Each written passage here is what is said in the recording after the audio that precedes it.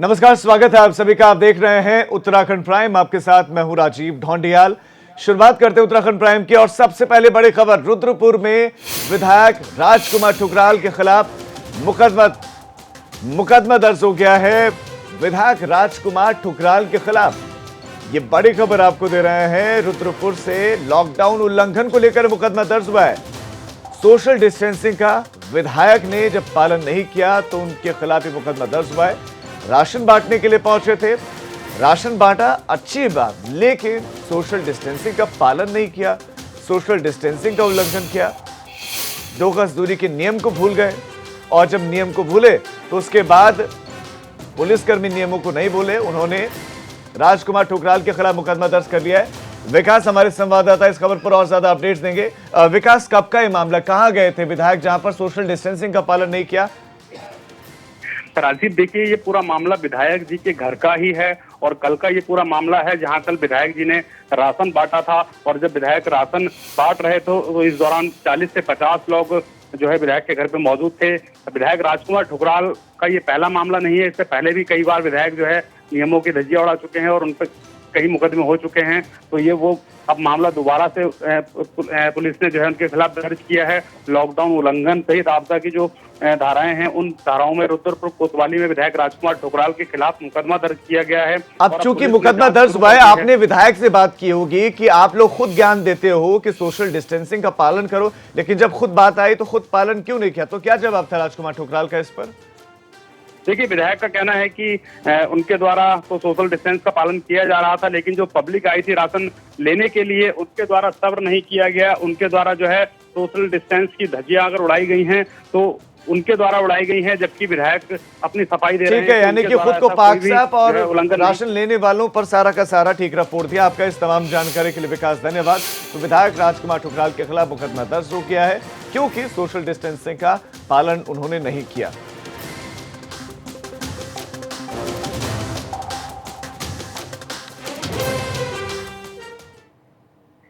अब एक और बड़ी खबर, और ये वाकई बहुत बड़ी खबर है। सचिवालय संघ ने 3 दिन के लिए काम बंद कर दिया है। सचिवालय संघ ने 3 दिन के लिए काम बंद कर दिया है। कोरोना संक्रमण को लेकर यह कामकाज बंद किया गया है। यह खबर बहुत बड़ी है। सचिवालय का कामकाज बंद होना बड़ी बात है, कोई सामान्य और छोटी बात नहीं है। और शायद ये देश में उत्तराखंड लॉकडाउन के दरमियान शायद पहला राज्य है जहां पर सचिवालय ने काम करना, सचिवालय के कर्मचारियों ने काम करना बंद कर दिया। और ये निर्णय किसी और ने नहीं, सचिवालय संघ ने लिया है। 3 दिन के लिए काम बंद करने का ऐलान किया गया है। और इसके पीछे की वजह कैबिनेट मंत्री सतपाल महाराज का कोरोना पॉजिटिव मिलना, उनकी पत्नी का कोरोना पॉजिटिव मिलना, स्टाफ का कोरोना पॉजिटिव मिलना। उसके बाद से कई कैबिनेट के मिनिस्टर्स ने खुद को क्वारंटीन कर लिया है, सेल्फ क्वारंटीन, होम क्वारंटीन कर लिया है। और इस बीच में सचिवालय संघ ने 3 दिन के लिए काम बंद करने का ऐलान कर दिया है।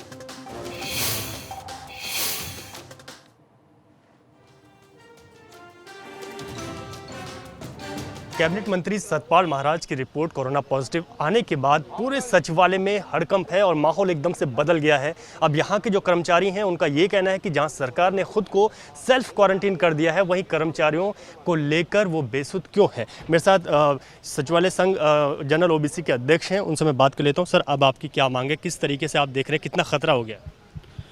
निश्चित रूप से खतरा बढ़ने की संभावना हुई है और सरकार स्वयं क्वारंटाइन हो गई है, सरकार के अधिकारी क्वारंटाइन हो गए हैं, लेकिन कर्मचारियों को एक मझधार में सरकार ने छोड़ा है।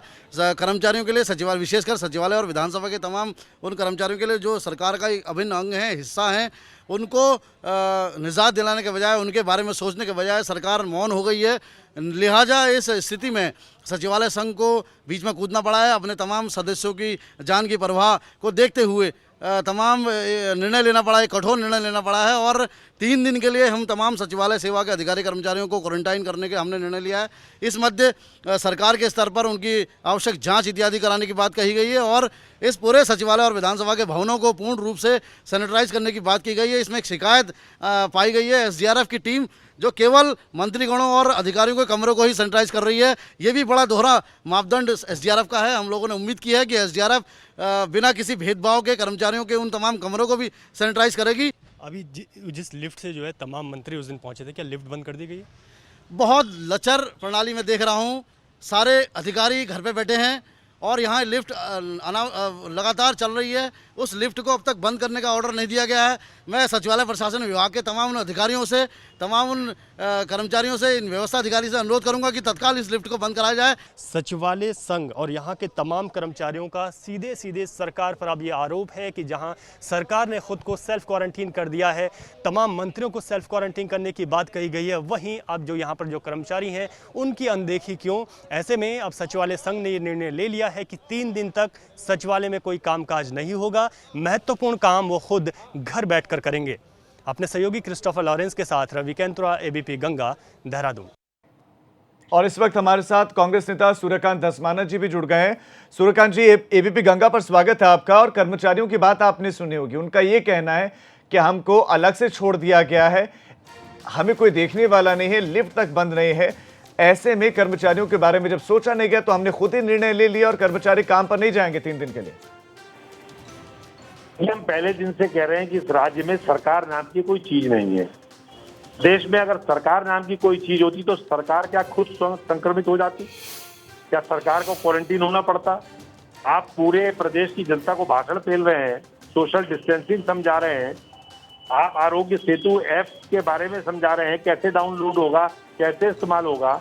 आप करोड़ों करोड़ों रुपया विज्ञापन में पूरे देहरादून के अंदर और राज्य के अंदर कोरोना वायरस से बचने के लिए लगा रहे हैं और स्वयं संक्रमित हो जा रहे हैं।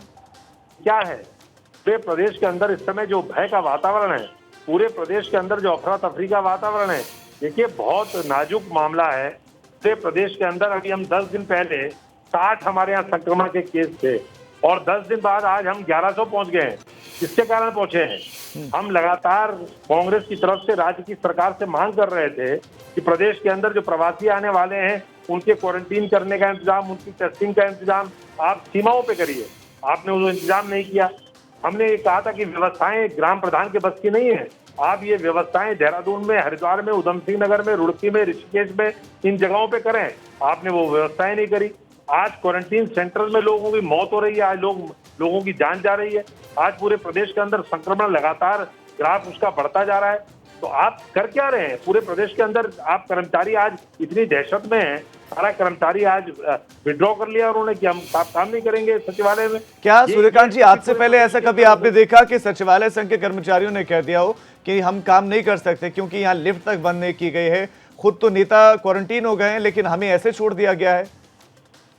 अरे साहब, जिस सेना का सेनापति भाग जाए वो सेना कहाँ रहेगी?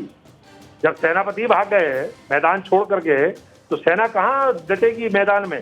बिना सेनापति की सेना तो रह ही नहीं सकती, कभी जीत ही नहीं सकती। इसलिए प्रदेश के अंदर इस समय जो पूरे हालात है वो बिना सेनापति के हैं। मुख्यमंत्री और उनका पूरा मंत्रिमंडल क्वारंटीन है, पूरे जो तमाम आला अधिकारी हैं वो क्वारंटीन है, क्योंकि उन्होंने जो इतना बड़ा अपराध किया है लेकिन प्रदेश की जनता के प्रति। मैं समझता हूँ कि ये प्रदेश की जनता कभी उन्हें माफ नहीं करेगी। लेकिन सूर्यकांत जी, कहना बड़ा आसान होता है और करना बड़ा मुश्किल होता है। और कहने का काम अगर सरकार कर रही तो विपक्ष भी तो कह ही रहा है, आप लोगों ने क्या किया? हम क्या कर सकते हैं साहब? आप विपक्ष में क्या है? एक बात आप मुझे बताएं कि इस समय इसमें करने क्वारंटीन सेंटर क्या कांग्रेस बनाती? क्या प्रदेश के अंदर संक्रमण रोकने के लिए जो प्रयास करने हैं, हमारा काम तो था कि हमने जाकर के लोगों को रसोई लगा करके खाना दिलवाया, लोगों को राशन किट बांटे, लोगों को क्या विपक्ष कमुखोर है? आप ये जो सारे आरोप लगा रहे हैं, ये सारे आरोप सरकार सुन क्यों नहीं रही है या आप सुना नहीं पा रहे? अरे साहब, मुख्यमंत्री जी के मिलने के लिए प्रदेश अध्यक्ष प्रीतम सिंह के साथ हम 7 लोग गए थे। जब हमने एक ऐप लॉन्च किया था प्रवासियों के लिए और 25,000 रजिस्ट्रेशन हमारे पास आ गए थे 3 दिन के अंदर, तो हम 7 लोग जो पार्टी के सीनियर लोग हैं प्रदेश के, जिनमें 2 उपाध्यक्ष हैं, 2 पूर्व हमारे विधायक थे, जिसमें हमारे पार्लियामेंट के लड़े हुए मनीष खंडूरी जिन्होंने ऐप लॉन्च किया वो थे।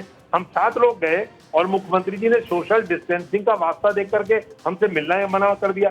तब हम वो चीफ सेक्रेटरी को ऐप दे करके आए। सरकार ने हमारे 1 हफ्ते बाद लॉन्च किया अपना रजिस्ट्रेशन का काम। हमने 1 हफ्ता पहले शुरू कर दिया था, लेकिन सरकार सुनने को तैयार कहाँ है? ये सोच रहे हैं कि जो मंत्री हैं बड़े या ताकतवर लोग हैं उनको कोरोना नहीं पकड़ेगा। इनको ये बात समझ नहीं आ रही कि कोरोना जो है वो पक्ष विपक्ष नहीं देख रहा, वो हिंदू मुसलमान नहीं देख रहा है, वो जात पात नहीं देख रहा है, वो रंग भेद नहीं देख रहा है, वो तो जो इंसान सामने आ रहा है उसको पकड़ रहा है। और सबसे बड़ा हथियार जो कोरोना के खिलाफ लड़ने का है वो है सावधानी। तो सावधानी हटी और दुर्घटना घटी। उन्होंने सावधानी हटाई, पूरा मंत्रिमंडल आज क्वारंटीन होने के कगार में आ गया। जी, सूर्यकांत धस्माना जी, आपका एबीपी गंगा के साथ जुड़ने के लिए बहुत बहुत शुक्रिया। कांग्रेस उपाध्यक्ष, और उम्मीद करते हैं कि विपक्ष मुद्दों को उठाएगा, सिर्फ टीवी डिबेट्स तक नहीं बल्कि धरातल पर भी। बहरहाल स्थिति ये है कि सचिवालय 3 दिन के लिए बंद हो गया है। हमारे संवाददाता रवि कैंतुरा इस खबर पर और ज्यादा जानकारी के साथ जुड़ गए हैं। रवि, सचिवालय बंद होने से क्या क्या काम बंद होगा ये तो आप समझाइए दर्शकों को, लेकिन उससे पहले मैं आपसे समझना चाहूंगा कि ये निर्णय किसको लेना चाहिए था कि कर्मचारी काम पर आए या ना आए, सरकार को या सचिवालय संघ की निर्णय लेता है कि कर्मचारी अब काम पर नहीं आएंगे? देखिए राजीव, सबसे पहले तो ये निर्णय सरकार को लेना चाहिए था, आला अधिकारियों को लेना चाहिए था, क्योंकि जहां पूरा मंत्रिमंडल खुद को सेल्फ क्वारंटीन कर चुका है, वहीं दूसरी तरफ जितने भी कर्मचारी हैं उनके लिए कोई ये आदेश नहीं आया कि वो किस तरीके से आएँ, किस तरीके से जो है अपना काम करें। हालांकि आज हम जब सुबह सचिवालय पहुंचे तो तमाम जगह पर जो है सैनिटाइजेशन का काम चल रहा है। उनका अब ये भी आरोप है कर्मचारियों का कि जो मंत्रियों के जो कमरे हैं, उनके जो ऑफिस हैं, वहीं पर जो है इसको सैनिटाइज कराया जा रहा है। जहां कर्मचारी काम कर रहे हैं वहां पर इस तरीके से कुछ नहीं कराया जा रहा है। इसी को देखते हुए सचिवालय संघ ने खुद आज जितने भी ऑफिस में जो तमाम और लोग काम कर रहे थे उनको भी काम करने से रोक लिया है, और साथ ही साथ 3 दिन का ये निर्णय ले लिया है कि 3 दिन तक वो अपने घरों से ही काम करेंगे। जो महत्वपूर्ण काम होगा उस काम को करेंगे। बड़ी हैरानी की बात है राजीव कि जब हम सचिवालय पहुंचे तो वहां पर जिस लिफ्ट से तमाम मंत्रिमंडल के मंत्री और अधिकारी जो है जो कैबिनेट बैठक हुई थी उसमें शामिल हुए थे, वो लिफ्ट अभी भी लगातार संचालित है, उसे बंद नहीं किया गया है, क्योंकि लिफ्ट से ऐसी जगहों से छूने से कोरोना सबसे ज्यादा फैलने की संभावना रहती है। तो इस तरीके से जो पूरी हीला हवाली जो दिखाई दे रही है, ये आज शायद वही इसी बात का नतीजा है कि जहां सरकार खुद सेल्फ क्वारंटीन होना पड़ा है, वहीं देश, अगर हम प्रदेश की बात करें तो लोगों की चिंताएं और ज्यादा बढ़ गई हैं कि जिनके कंधों पर कोरोना को दूर करने का जो जिम्मेदारियां थी वो लोग खुद सेल्फ क्वारंटीन हो गए हैं। तो अब जनता का क्या होगा? तो एक भय का माहौल और ज्यादा बन गया है। यही है कि एक जब बहुत बड़ी सचिवालय चूक के है। कर्मचारी ये कह रहे हैं अब कि हमें कोई पूछने वाला नहीं, तो प्रदेश के नागरिकों की क्या स्थिति होगी, इसका अंदाजा लगाना इतना मुश्किल भी नहीं। रवि, आपका इस तमाम जानकारी के लिए धन्यवाद। तो सचिवालय कर्मचारियों ने कहा कि वो 3 दिन तक काम नहीं करेंगे। फिलहाल सैनिटाइजेशन का काम चल रहा है और आरोप यह भी है कि सरकार पूछ नहीं रही है। बड़कोट का रुख करें, जहां पर एक मकान गिर गया है। बड़ी खबर बड़कोट से, बारिश की वजह से बड़कोट में मकान गिरा है। खबर बड़कोट से, मलबा आप देख सकते हैं, बारिश की वजह से मकान गिर गया, लेकिन बाल बाल बचे हैं वो लोग जो घर में सो रहे थे। बारिश हुई और बारिश की वजह से मकान देखिए पूरी तरह से गिर गया, धराशायी हो गया। तो बारिश के चलते ये नगाड़ गांव है, नगाड़ गांव में ये घर है और मकान ढह गया है। ये खबर, बड़ी खबर, बड़कोट में ये 2 मंजिला लकड़ी का मकान है। जैसे कि पहाड़ों में जो मकान, जो जिस शैली में मकान बने होते हैं उसी शैली में यह मकान बना हुआ था और धराशायी हो गया। देखिए एक हिस्सा पूरी तरह से गिर चुका है, लेकिन राहत की बात यह है जो लोग सो रहे थे वो सुरक्षित बताए जा रहे हैं। नितिन चौहान हमारे संवाददाता और ज्यादा जानकारी है इसमें देंगे। नितिन, जो कुछ अपडेट जानकारियां आपके पास हैं वो दर्शकों को आप दें। देखिए राजीव, जिस तरीके से पिछले 2 दिनों से लगातार यमुना घाटी के तमाम जो क्षेत्र हैं, ऊंचाई हो या फिर निचले जो क्षेत्र हैं, लगातार जो बारिश है वो रुक रुक कर हो रही है। और सुबह एक दुख की खबर ये आती है कि तहसील बड़कोट के नंगाड़ गांव में एक मकान ढह जाता है। यानी कि आप तस्वीरों में देख सकते हैं कि किस तरीके से ये 2 मंजिला लकड़ी का मकान है, जहां एक परिवार रहता था और एक बुजुर्ग महिला रहती थी। किसी तरीके से जो है इन लोगों ने अपने भाग के जान बचा ली, लेकिन मकान जो है पूरी तरीके से क्षतिग्रस्त हो गया। रहने लायक ये मकान नहीं है। जो पीड़ित परिवार है उन्होंने जो मकान के अंदर अपना सामान था, कीमती जो सामान है, वो बाहर निकाल दिया है। राजीव जी, नितिन, आपका तमाम जानकारी के लिए धन्यवाद। तो राहत की बात यही है कि जनहानि नहीं हुई, जिंदगियां बच गई हैं, लेकिन मकान धराशायी होने की वजह से निराश हो गए हैं क्योंकि सर के ऊपर जो छत थी वो गिर गई है।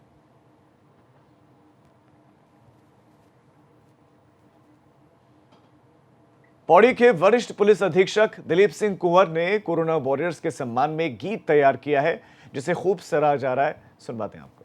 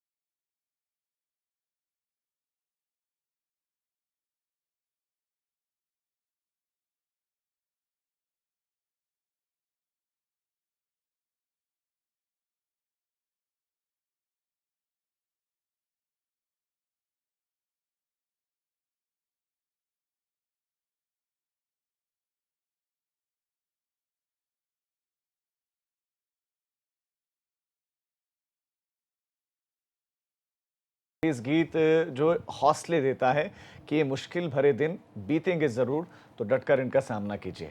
चमोली में स्थित फूलों की घाटी को खोल दिया गया है। घाघरा स्थित फूलों की घाटी के गेट को खोल दिया गया है, मगर कोरोना की वजह से अभी सैलानियों की एंट्री नहीं है। पिछले फूलों की घाटी में पिछले यात्रा सीजन में 17,424 देशी और विदेशी पर्यटक आए थे और इससे करीब 28 लाख रुपए का राजस्व प्राप्त हुआ था। फूलों की घाटी में अभी भी कई जगहों पर 40 से 50 फीट बड़े बड़े हिमखंड जमे हुए हैं।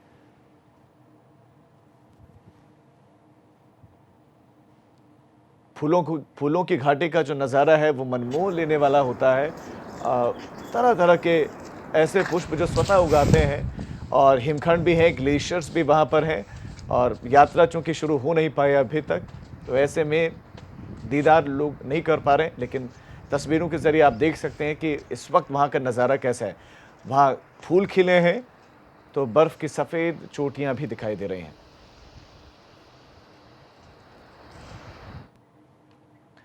गंगा दशहरा पर हरिद्वार में हर की पैड़ी वीरान हुई पड़ी। दरअसल कोरोना लॉकडाउन की वजह से श्रद्धालुओं की स्नान की इजाजत यहां पर मिल नहीं पाई। गंगा दशहरा के मौके पर बड़ी संख्या में लोग हर की पैड़ी पर स्नान करने के लिए आते हैं, मगर फिलहाल श्रद्धालुओं की हर की पैड़ी पर स्नान के श्रद्धालुओं को इजाजत नहीं है, लिहाजा खाली है। तो आज की ये तस्वीरें बिल्कुल सुनसान, घाटों पर कोई भी नहीं है। पुलिस मुस्तैद चौकस है, कोई श्रद्धालु आए ना, क्योंकि हर की पैड़ी पर पिछले सालों की अगर हम बात करें तो इतनी भीड़ होती थी कि पैर रखने तक की जगह नहीं होती थी। लेकिन आज स्थिति ये है कि वीरान पड़ी हुई। हम दो तस्वीरों के जरिए यही बताने की कोशिश भी करें कि पहले गंगा दशहरा के मौके पर कितनी भीड़ थी और अब वही घाट जो गुलजार हुआ करते थे वो खाली हैं। कोरोना वायरस के संक्रमण काल में आज पूर्व की भांति स्नान आम श्रद्धालुओं के लिए प्रतिबंधित है। हम श्री गंगा सभा की ओर से सभी श्रद्धालु भक्तों से आग्रह करते हैं वो जहाँ भी हैं गंगा तट पर वहीं गंगा स्नान करें या घर पर ही माँ गंगा का स्मरण करें। गंगा जल सबके घर में उपलब्ध है, गंगा जल में स्नान करें। चलिए फिलहाल एक छोटे से ब्रेक के लिए हम रुक रहे हैं। ब्रेक के उस पार भी खबरों का सिलसिला जारी रहेगा।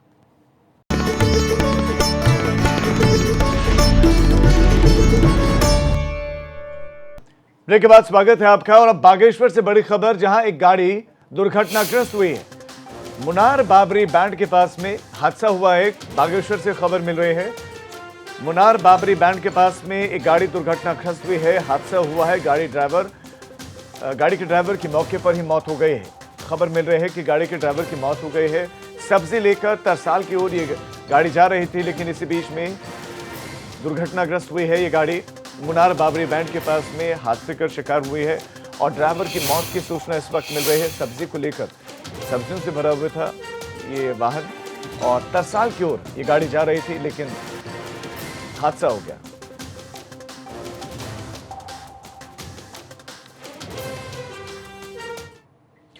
उत्तरकाशी में 6 लोगों की रिपोर्ट कोरोना की पॉजिटिव आई है। 4 व्यक्ति मुंबई से 18 मई को उत्तरकाशी आए थे, जबकि 2 व्यक्ति भी 21 मई को मुंबई से ही उत्तरकाशी पहुंचे थे। संक्रमितों में एक 5 महीने की गर्भवती महिला भी है। गर्भवती महिला की विशेष सतर्कता बरतते हुए उनके स्वास्थ्य का पूरा ख्याल रखा जा रहा है। बाकी सभी संक्रमितों को आइसोलेट कर दिया गया है, आइसोलेशन वार्ड में हुआ है।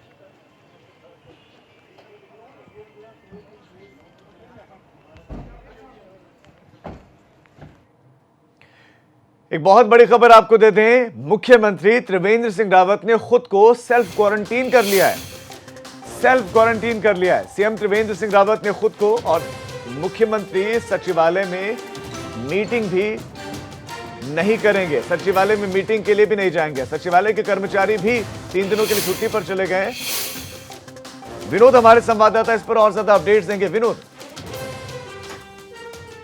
राजीव, सतपाल महाराज जो उत्तराखंड सरकार में कैबिनेट मंत्री है, उनमें कोरोना की पुष्टि की गई है। ऐसे में वो 2 दिन पहले अभी कैबिनेट बैठक में शामिल हुए थे, तो तमाम सरकार के मंत्री एहतियात बरत रहे हैं, अपने आप को सेल्फ क्वारंटीन कर लिया है। और ऐसे में मुख्यमंत्री त्रिवेंद्र सिंह रावत भी अपने आवास से ही शासकीय कार्य निपटा रहे हैं और तमाम जितने भी उनके कार्यक्रम थे, बैठक थी अधिकारियों के साथ में, तो वो सारी रद्द कर दी गई है। और ऐसे में जितने भी कार्य अब होंगे वो अब घर से ही मुख्यमंत्री त्रिवेंद्र सिंह रावत निपटाएंगे। लेकिन अब ये देखना होगा और आखिरकार उन लोगों को भी चिन्हित किया जा रहा है जो सतपाल महाराज के संपर्क में थे। यानी 3 दिन पहले जो कैबिनेट बैठक हुई थी उसमें कितने अधिकारीगण थे, कर्मचारीगण थे और तमाम वीवीआईपी उनसे मिले थे। हालांकि ये भी बात सुनने में आ रही है कि उन्होंने एक विशेष काढ़ा कोरोना से बचने के लिए लोगों को वहां वितरित भी किया था। अब यही देखना होगा कि आखिरकार कौन कौन लोग उनके संपर्क में थे। लेकिन एहतियात के तौर पर सरकार के मुखिया और सरकार के तमाम मंत्रियों ने अपने आप को घरों में कैद करके क्वारंटीन कर लिया है। जी विनोद, आपका इस तमाम जानकारी के लिए धन्यवाद। तो मुख्यमंत्री ने काढ़ा बांटा भी था, खुद भी पिया था, अब क्वारंटीन हो गए हैं क्योंकि cabinet minister Satpal Maharaj corona positive मिले हैं और वो एक बैठक में भी शामिल थे। तो उसके बाद से सभी मिनिस्टर्स ने खुद को क्वारंटीन कर लिया है। प्रदेश में लगातार बढ़ रहे कोरोना के मामलों को देखते हुए सरकार की गाइडलाइन पर अब अल्मोड़ा में कोविड केयर सेंटर बनाने की शुरुआत हो गई है। अल्मोड़ा में 1000 कोविड बेड बनाने की तैयारियां चल रही हैं। इसी को लेकर जिला प्रशासन ने पहल शुरू कर दी है और अब तक 250 बेड बना दिए गए हैं। कई होटल्स और अस्पतालों में कोविड बेड के लिए सेंटर्स को अस्पतालों को देखा जा रहा है, होटल्स को देखा जा रहा है। क्वारंटीन सेंटर्स को कोविड केयर सेंटर में अब तब्दील किया जा रहा है। आप देख रहे हैं जिस तरीके से संक्रमण बढ़ रहा है, उससे हमें भविष्य में लगता है कि कई नंबर ऑफ केसेस ज़्यादा ना बढ़ जाएं। तो इसको मद्देनजर रखते हुए हमें निर्देशित किया गया है कि हमें अपने जनपदों में कोविड केयर सेंटर्स बनाएंगे, जिनमें सस्पेक्टेड माइल्ड या कोई कंफर्म केस होगा उसका ट्रीटमेंट वहाँ पर किया जाएगा, जिससे कि हमारा जो अवस्थित हॉस्पिटल्स हैं उन पर लोड कम पड़े। ऊधमसिंहगढ़ जिले में कोरोना के बढ़ते हुए मामलों को देखते हुए जिले की पुलिस अब और ज्यादा सख्त हो गई है। जिले के एसपी ने 2200 एसपीओ को जिले में तैनात किया है। साथ ही एसपीओ की एक आईटी की टीम भी तैयार की गई है जो बॉर्डर पर एंट्री करने वाले लोगों की जो है डेटा की एंट्री करे, उसकी जानकारी स्वास्थ्य विभाग और फील्ड में तैनात पुलिस कर्मियों को उपलब्ध करवाए ताकि होम क्वारंटीन किए गए लोगों की मॉनिटरिंग सही तरीके से हो सके। कंट्रोल रूम में बहुत सारी सूचनाएं जो हैं वो आ रही हैं अभी, और काफ़ी सारी चीज़ें जो हैं वो इकट्ठा करनी पड़ रही हैं। जहाँ जैसे कि बैरियर पर कितने वाहन आ रहे हैं, कितने लोग आ रहे हैं, कितने लोग होम क्वारंटाइन हुए हैं, इस तरीके की जो सूचनाएं एकत्रित करने के लिए हमें ऐसा लगा कि इसमें कंप्यूटर में दक्ष लोग चाहिए होंगे। तो हमने फेसबुक लाइव जो हम करते हैं शहर की बात में, हमने कुछ वॉलंटियर्स को कहा था कि जो इच्छुक हों पुलिस विभाग के साथ कार्य करने के लिए वो आ सकते हैं और एज एसपीओ आईटी हमारे ऑफिस में काम कर सकते हैं। तो उत्तराखंड प्राइम में फिलहाल इतना ही, लेकिन उत्तर प्रदेश और उत्तराखंड की तमाम खबरों के लिए आप देखते रहिए एबीपी गंगा, खबर आपकी, जुबान आपकी।